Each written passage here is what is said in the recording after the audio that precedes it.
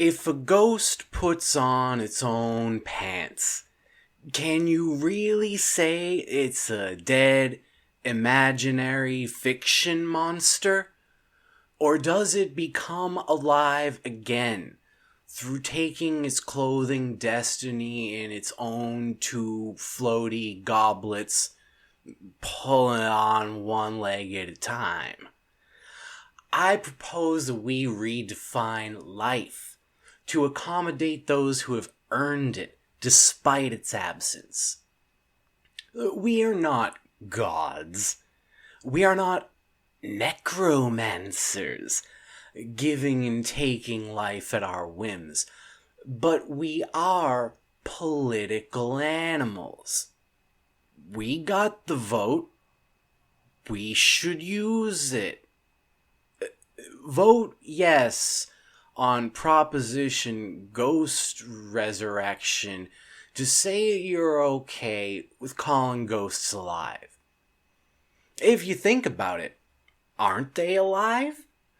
They're over there picking up a candle, putting things in a wrong order, and making stacks of furniture like in that one movie where Mr. Rogers wore a tuxedo, got trapped in an ice elevator surrounded by leeches. Had to fight his way free with nothing but a toothpick and a can of cat paste you use normally to stick cats places, but here he used it to make the toothpick better, stabbing leeches. Kicked open the doors to the elevator, and they shattered and turned into steam. Burned half his face off when he ran through, but still, with just one functional eyeball, he flicked the toothpick so hard it went through the war commander's mouth and came out in a place that isn't supposed to be a mouth, but like it made an extra mouth in the back, and the back mouth had lips, and it said, "Ah, you got me." And the whole dude falls over. This is what it's like when you got ghosts running around. They're proving their worth day after day in a way that we really can't compete with. Sure, we move around and stack things. We have to. Humans are by nature stacking organisms. We pile. We rearrange.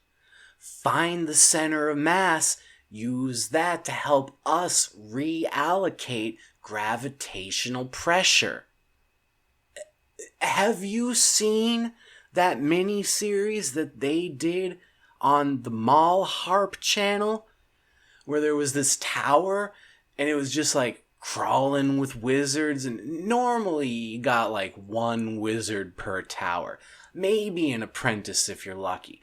But here it's just wall-to-wall wizards. They're all casting their dark magics to influence the course of human events, corrupting political leaders, making priests of the one true faith renounce their god and take up fishing instead. And the only way to save the world is Mr. Rogers wearing half a piñata, like one of those cool red dresses. He goes in, blends in with the wizards for like 10 weeks. They don't even notice he's not casting spells. He does all the wavy wrist motions and they buy it. He sells it that good. Me? First time I watched it, I bought it too. I thought he was the traitor. We were gonna see him fishing with a priest at the end, and then he just winks at the camera and it cuts to black. No. Deep undercover. Eventually figures out that all of the wizards draw power from the same source to support their existence. The same energy is letting them cling to life in this realm that doesn't want them. And it was like water, because they drank that a lot. So he got like all these real sick raccoons, And afterwards, last scene of the finale episode, he's nursing him back to health, so they were okay at the end. It's not like he made them sick, it's Mr. Friggin' Rogers, okay? Mr. Rogers isn't out there infecting raccoons. But he did collect their drippings. Like, if you've ever watched one of those Animal Galaxy shows, you've seen how when a raccoon gets sick, if you pet it, there's these secretions. They call them rack rubbings. So he gathers up all the rack rubbings and just drizzles them into the water fountain well thing at the base of the tower, from which the plumbers summon forth all of the liquid nourishment. Then these wizards, though, they're drinking all up. They don't even know they're getting raccoon diseases. Mr. Rogers bails. He's got a Brita pitcher. He's okay. All the wizards are over there just like, they got stomach aches now. They can't cast spells. Every time they get halfway through a spell, their tummy gets grumbly and they have to go bend over and sit down for a little. That's the type of dedication that these ghosts show us by acting alive. So when we go, oh, hey, what's that haunting your new loft, Fran? And Fran says, oh, it's some dead guy. I think that's rude. Because that so-called dead guy, in a way, he's more alive than I am. More alive than Fran is. We haven't actually earned this. Just like $3.5 million, Mr. Rogers. Wearing a picture of the globe, but not like the regular globe. He wins this money. It was in the past, so it's more money than even that. I haven't adjusted for inflation. You look it up. But he wins it. Never played the lottery before in his life. Just this little sand dollar at the beach just screams at him. It's like, hey, Mr. Rogers. And that's not even the character's name in the film. It's like, the fourth wall, never heard of her. So Mr. Rogers, the man, the character he's playing, will the world ever know, goes and has this long chat with the sand dollar, and we, the audience, can't hear what they're saying.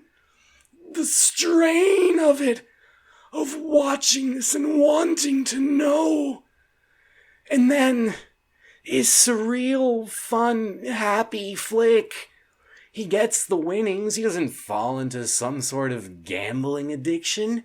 He doesn't get betrayed by sand dollars. No one really takes advantage of him. Maybe gets a little reckless with the spending for a short stretch. You need some conflict, especially around the 45-minute point, just to keep the audience guessing. I wasn't guessing this time, though. This wasn't like the Wizards, man. I knew. And I liked it. I like knowing.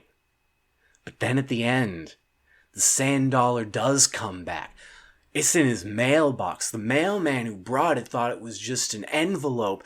But if you look in the mailman's eyes, you can see it's not really him in there anymore. It's something else. Something is in control of the mailman, and he's like, this envelope came for you, and he hands over the sand dollar.